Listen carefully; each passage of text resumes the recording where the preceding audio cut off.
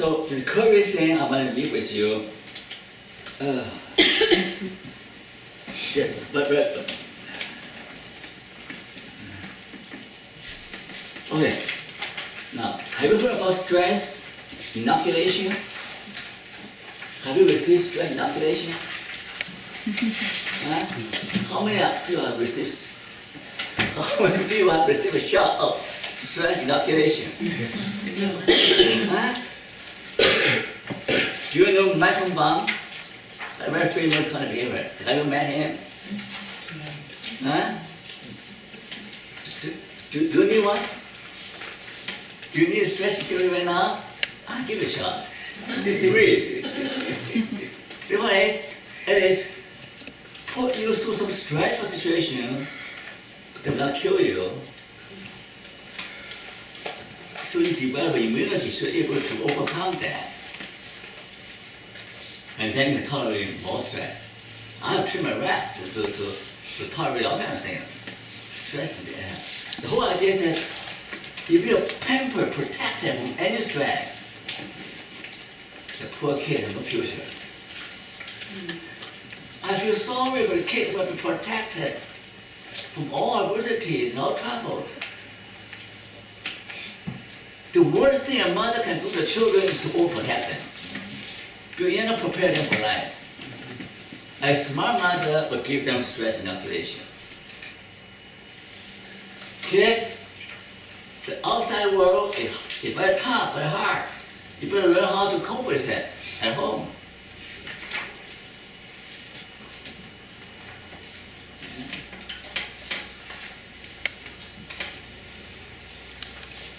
Now, who said that? The famous Helen Keller, right? Cannot hear, cannot see. The world full of suffering, but also full of overcoming. You know, how victorious. Yeah, victorious, right? She's still inspiration for generations.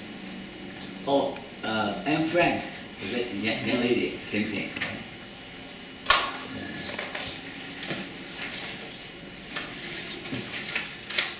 Oh, well, this will be the last thing I talk about, okay? I really did it. This will be the last model I want to teach, okay?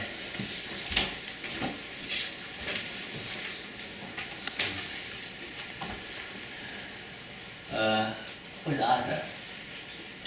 Have you, in school, still learn about stress? The science of stress? Which is the most famous theory about stress? Lazarus theory? Lazarus, thank you. Who's next famous? I'm teasing you.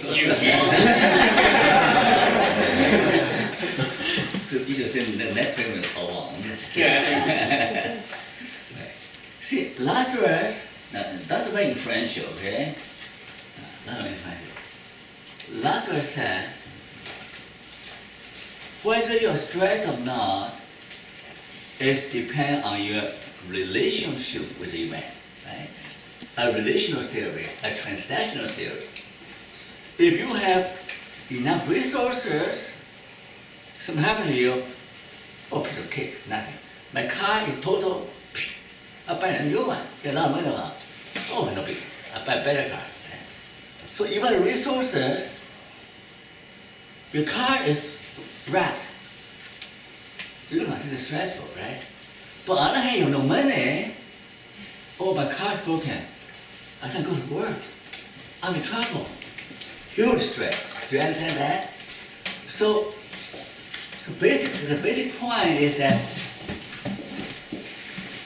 it's not the intrinsic value of the event, the stress, but your appraisal, your ability to handle it. You can handle it, no big deal, right?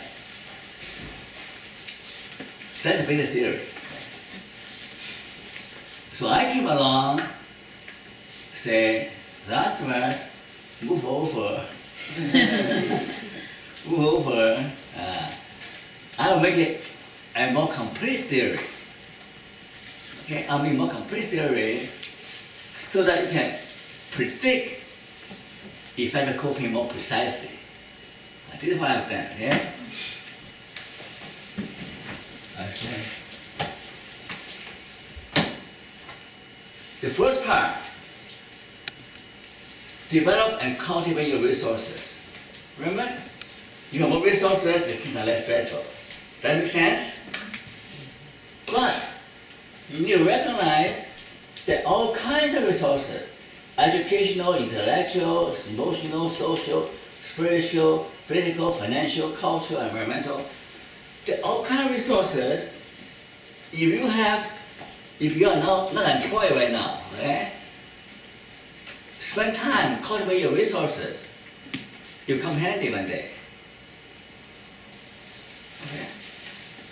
Make friends, learn language, new language, increase your knowledge, sharpen your intelligence, building your body, push rocks.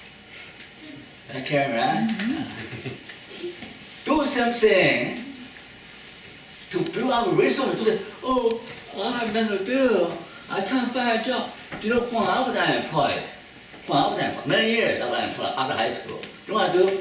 I have a schedule to study, self-study. I borrow books from the American library, English books. Okay? I learn history, I learn physiology, I learn psychology. I have a schedule to study. Then I have a schedule of looking for jobs. So my days are full. I don't sit home and say, oh, I have no job. Oh, I have no job. I'm a failure. I don't do that. Spend the time, cultivate your resources. I don't care whether you're employed or unemployed. You can always do something to improve yourself. Am I right? Everybody can improve your English, improve your body, physical health, making more friends. You will need that to survive. And my friend George Whalen study found that it's a 50-year research project. The elderly in their 80s, 90s, who are still healthy, who are there, don't have education, intelligence, friends. Those people are, those elderly have good resources.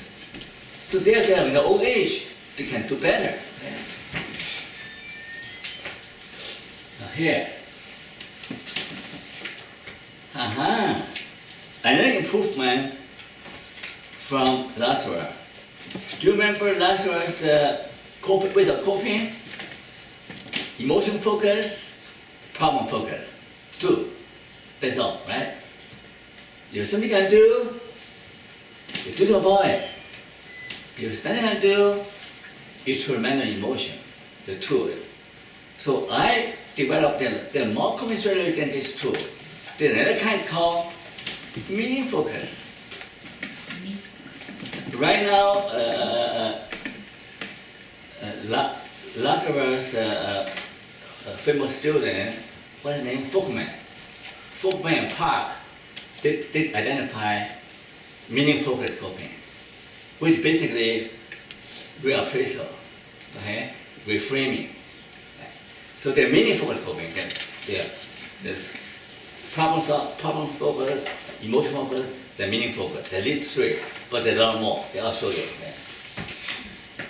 If you're able to do that, you will reduce stress, enhance well-being. Okay? So that's a basic model of congruence. So you can teach your client about this resource congruent model. Now, I have 8 different kinds of coping strategies. Situation strategy is like problem focus. Self-restructuring, change your lifestyle, change your cognitive reframing. Anti-emotional means that doing some emotion, protest, right? Express your anger. Passive emotion means run away, avoid being upset. And both are adaptive, depending on the situation. In some situation, if you're angry, it gets done. Am I right? Sometimes you have to get angry, not get done. When you confront the manager, got angry, say, well, how you do that to a customer? Anger bring out result. They call active emotion. Okay? And meaningful focus, acceptance, there are 8 different kinds. So if you use the appropriate coping with the appropriate situation, you have to do much better. Okay?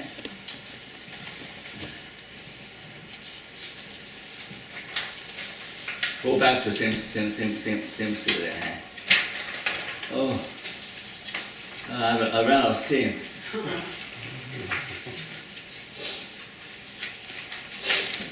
Okay, let's conclusion now. I'm sorry. I just ran out of steam.